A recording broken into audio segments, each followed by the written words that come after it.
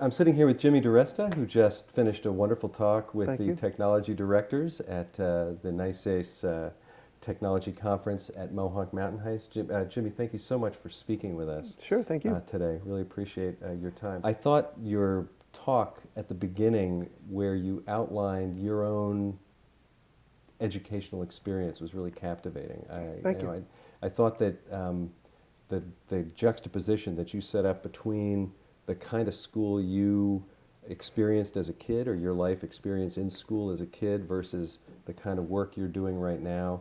I wonder if you could talk a little bit about that and tell me a little bit about what school was like for you as a student. Well, it's funny, in elementary school it's funny, I always got special attention from teachers, even when I was really young. And I attribute that to being an artist and maybe just like an out-of-the-box thinker, even when I was a little kid.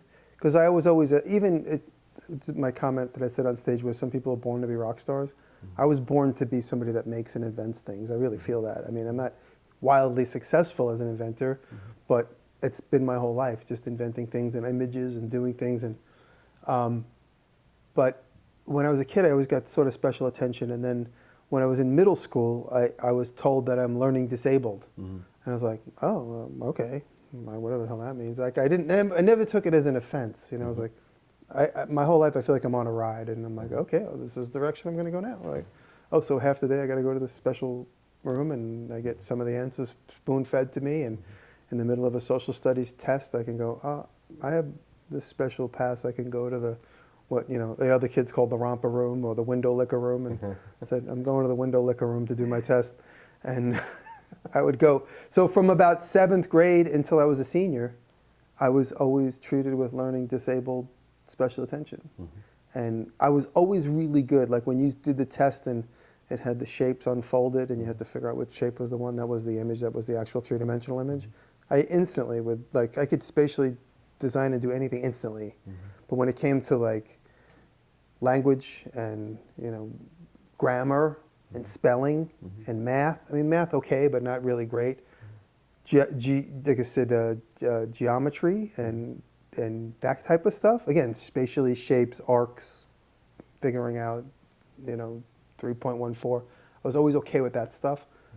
But so I think because of the idea of like how to make a predicate in a sentence and an adj and a verb, like adjective and a verb. It I'm going to be 50 in a couple of months. It wasn't until like a few years ago that I really understood what an adjective was and what a verb is. And I'm still not even sure. And it just didn't stick. It's like me trying to make this glass stick to that wall as hard as I can. It's not going to stick to that wall. Right. Maybe in 50 years it might. But so I always had difficulty with these, mostly with grammar and that kind of stuff. And so that's what always put me into the learning disabled category. But you felt as though the school was able to support your artistic growth? I think so, yeah. The teachers always knew that I was kind of special. And there were other students that the teachers knew were special. So it was funny. We were like all filtered into the romper room. Well, it's really called the Learning Center, right? So we were filtered into the Learning Center. So I was in the Learning Center. It was really like when I watched, this is going to be such a crazy comparison, sorry. When I watched One Flew Over the Cuckoo's Nest, and I really understood it. I was like, that was like my high school experience, because I was in this room with like Juicy Fruit and all these characters, but I love those characters, and I love like being in the room with these guys. This was so much more interesting than the jocks and the the glam girls and the other kids. I'd rather hang out with the weirdos and the introverts and all these wackadoos that were in the learning center. Right. That's what they called it, the Learning Center. That was where all of us learning disabled kids would spend part of the day. So I really enjoyed that. And the fact that they thought I needed to be there, I guess, based on the test results of these like standardized tests we had to take every once in a while. We took them so infrequently that I don't even remember really taking them. And a funny story is, and I wonder to myself, I'm like, was it me who just was not listening, or was it the teacher's fault who didn't get through to my head this story I'm about to tell you? We took, SATs was such a big thing, the SATs. So we took the SATs. It was such a huge burden on me because I knew I wasn't going to do well. I was like completely overwhelmed. Kids were taking special classes to learn. My father wanted me to be a fireman. He goes, you don't need that.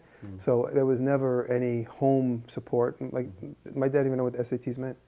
There was such a huge emphasis put on the SATs, and then we took it, and then months later, I'm like, we have to take it again. I'm like, why do we have to take it again? Didn't we just take it? They're like, oh no, that was the practice version. I'm like, how did I not know that that was the practice version? How come that wasn't clear to me? What is PSAT? Yeah. We got to take the PSAT. I'm like, okay, P means pre, means practice. No one made that clear to me. And I totally was really upset that the teachers didn't make that clear to me. And was it me who just completely disregarded learning and listening to these few teachers that were pushing that? Or did they just not make it clear? I don't know. In hindsight, it's probably my own fault, because everybody else seemed to know. I didn't know. I think there's a lot of time spent, as we look back on our time in school, there's a lot of time spent not understanding things that now seem really clear to us. Yeah. Wow, how could I have not known that? It seemed like other kids knew, or maybe they didn't know either. And I remember that as an instance of my experience. So now when I teach students, and I teach a lot of English as second language kids, a lot of Korean, Chinese, Middle Eastern, European kids, and I look at them and I'm like, does everybody understand what I mean when I say this? I say, does anybody speak the language that this one person who obviously is having a problem, please explain to them. So I really try and make sure that, because I'll spend the whole lesson plan and they come in and they do 7 things. And I use 7 things as examples, and they thought all 7 things had to be done. Right. That's an extreme example, but if I show 3 things, they think they have to do all 3 of them. Right. And I'm like, no, I'm just showing you options. So part of your day was spent in that kind of a learning center, but then I think you mentioned that another part of your day was spent at BOCES or doing That's right, as you got older. Board of Cooperational Educational Services. And when I was a kid, there was a stigma attached to that, that all the dirtbags and miscreants would go to auto body class at BOCES. So they would all, and you had to have special shoes, you had to have steel toe shoes, and they all had greasy pants because they would spend half the day at auto mechanics or boat mechanics. But I realized my dad investigated for me and said, you don't have to go for that. You can go for, learning how to be an architect. And my dad kind of put me in, my dad was a builder, so he saw that I was curious about how things got made, and he said, maybe you should be an architecture student. So you can go to BOCES for architecture. And so he sought that out for me, and it was a real good fit.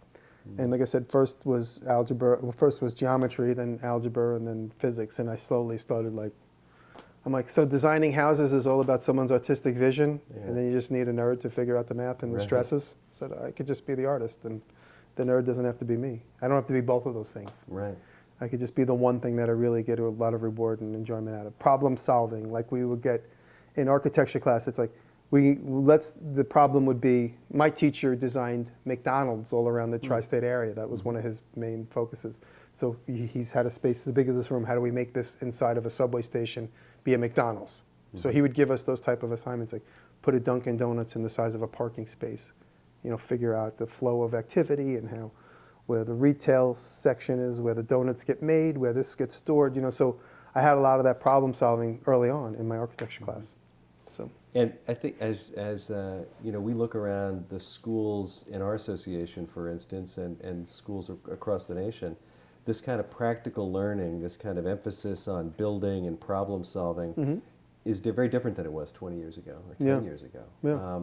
And I wonder what it would have felt like to you as a student if you had been in a school that would have allowed you, well, it sounds like you were through the BOCES program, once you got, that was after middle school, high school? Yeah, that was my 10th, 11th, and 12th. Right. But unfortunately, there seems like that time there was like a dichotomy. Either you were in the academic program or you were in the BOCES program. I think what a lot of programs are doing now, a lot of schools are doing, is to try to fuse those kinds of thinking so that people have this kind of design thinking or maker space. Yeah, it's great. And it's all in like one big space, which is great. Yeah. So tell us a little bit about how did you go from struggling in school to being in this BOCES program to working on pre-architecture to then becoming a professor at School of Visual Arts? I attribute most of my success to just my being curious. Yeah. And again, that's a trait I picked up from my dad. I remember being a little kid and my dad's he's playing like Ella Fitzgerald, and then he's playing Hank Williams, and then he's playing swing band, and then he's playing Joe Cocker, and he's playing all this different cool music. And I'm like, wait a minute, Joe Cocker's a hippie, you're a redneck. Like, I'm thinking to myself, why are you listening to Joe Cocker? He was just in Woodstock. And why are you but my dad just had an open mind in that way, Mm-hmm. and it kind of it came to me as well. And the idea of like, oh, how does a glass get made? How is this made? Do you know? I don't know. Let's go figure it out. You know, so simple stuff like that is always been.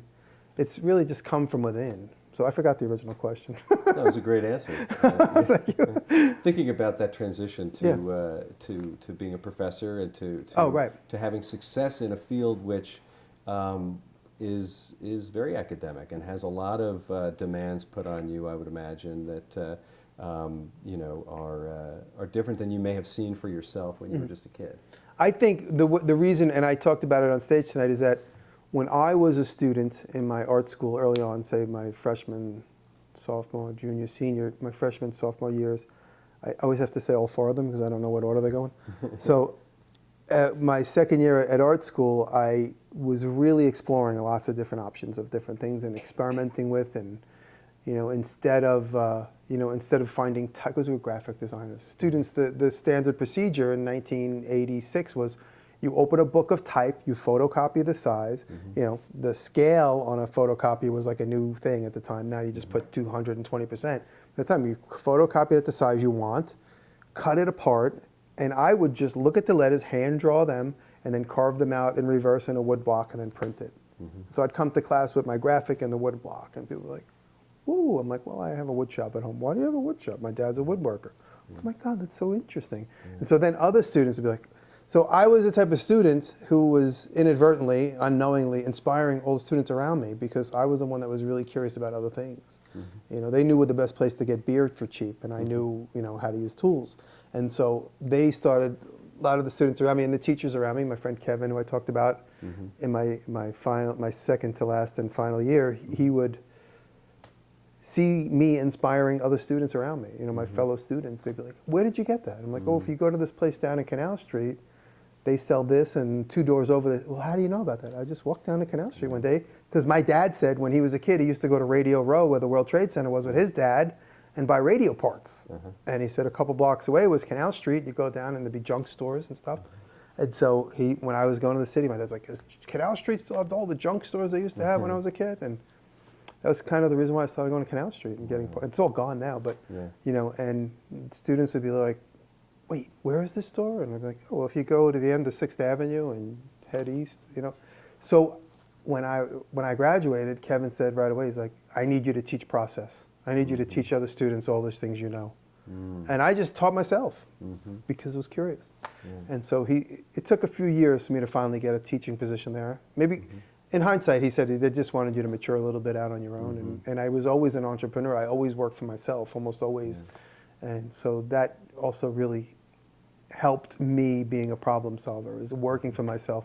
And I attribute that to my brother, Joey, who he when I was in my final year at SVA, he's like, "We should do some more sort of entrepreneurial pursuits. Let's not try and figure out our own thing." We came up with a character. We tried to turn the character into something. It didn't work, but we learned all these other things. And then my friend met both of my teacher got me into the toy business, and then I got my brother into the toy business.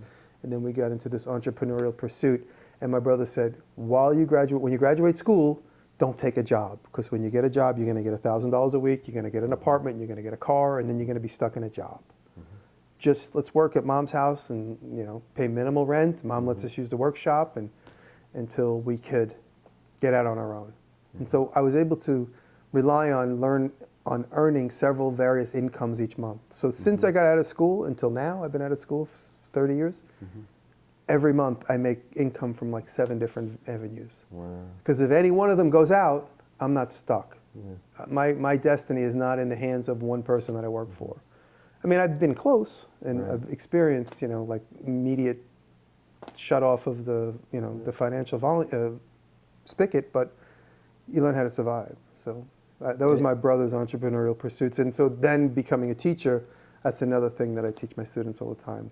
Right, and it sounds like those entrepreneurial spirit, the entrepreneurial spirit you described in your brother must have been something that you also learned from your father, or learned from your family, or learned. We learned it from my father in an odd way. Yeah. That my dad was a as a civil servant, and he wanted everybody to be a civil servant. We said, we're never going to be a civil servant. Sort of, yeah, we all learn things from our parents that way, right?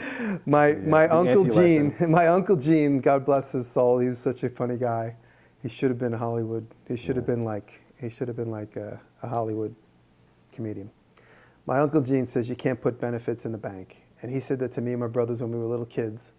And he was a forever entrepreneur that was not successful, unfortunately. No, not in a big way, but he was successful in the way that he did what he wanted in life, and nobody ever told him what to do. He never made a lot of money that he wanted, but my dad would say, you need benefits at like family functions, and my Uncle Gene would say, you can't put benefits in the bank. And so me and my brothers always used that as a joke, but in reality, we really did pursue our own path because we didn't want to.